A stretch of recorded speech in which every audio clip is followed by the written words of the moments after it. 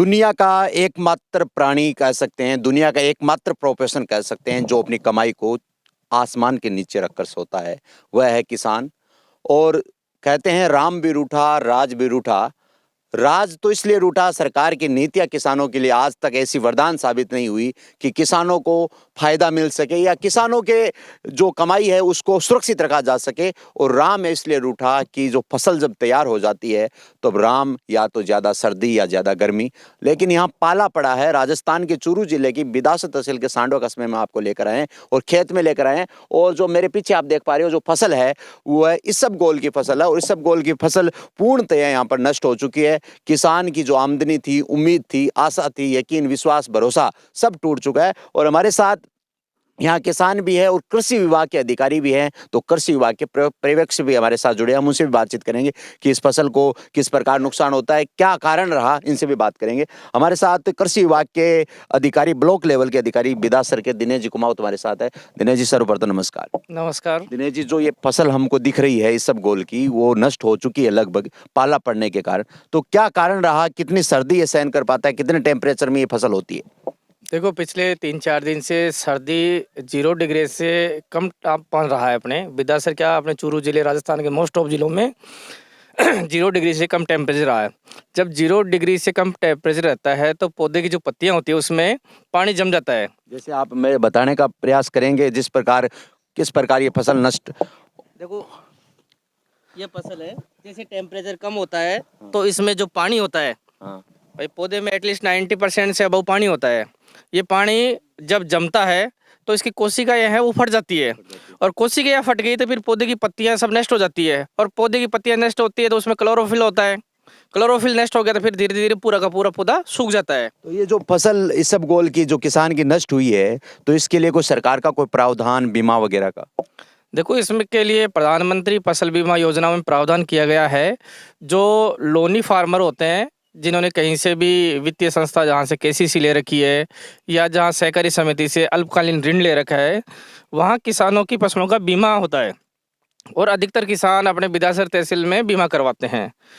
जब बीमा करवाया है तो जब फसल का यील्ड एस्टिमेशन होगा क्रॉप कटिंग के द्वारा, उसके आधार पर जो यील्ड सामने आएगी, अगर यील्ड एवरेज यील्ड से कम रहती है तो निश्चित तौर पर किसान को बीमा का क्लेम जरूर मिलेगा।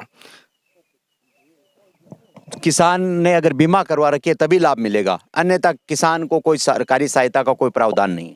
नहीं, इसके लिए बीमा का प्रावधान 2016 के बाद किया गया है। इसके अलावा भी गिरदावरी के आधार पर भी पूर्व में दिया जाता था। अभी भी राज्य सरकार ने कल की तारीख में गिरदावरी कराने के आदेश जारी कर दिए गए हैं, और जो गिरदावरी करेगी उसके आधार पर भी सभी किसानों को दिया जाने का प्रावधान भी है। बिल्कुल, किसानों को सहायता मिले, हमारा चैनल का ये उद्देश्य है कि आम जन है और जो भी विधायक है, सांसद महोदय है, जो भी इस विभाग से जुड़े हुए लोग हैं, वो निश्चित रूप से किसानों की सहायता के लिए कार्य करिए। आप देख पा रहे हैं पूरी फसल नष्ट हो चुकी है। ये इसबगोल की पूरा सफेद रंग आप देख पा रहे हैं, वरना फसल का रंग ग्रीन होता है, हरा होता है। यहाँ किसान से भी बातचीत करेंगे क्या स्थिति है।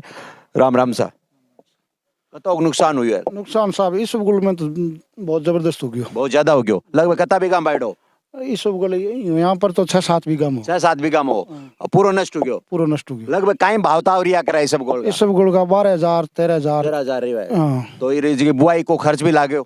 बुआई को सब दुआई को सब खर्च हो गया। खर्च हो गया, नुकसान हो गया। और कई चीज में नुकसान हुई हो? इसबगोल में सरसों में जौ में ज्यादा है। हाँ। बिल्कुल, इसबगोल, सरसों और जौ में बहुत ज्यादा नुकसान हुए है। और राज्य सरकार, केंद्र सरकार, चूरू जिला सांसद राहुल कसवा और विधायक मनोज मेघवाल से यही आग्रह कर रहे हैं कि जो भी कंपनियों से यहाँ का अनुबंध है फसल बीमा, उनको जल्दी से जल्दी इनका सर्वे करवाया जाए।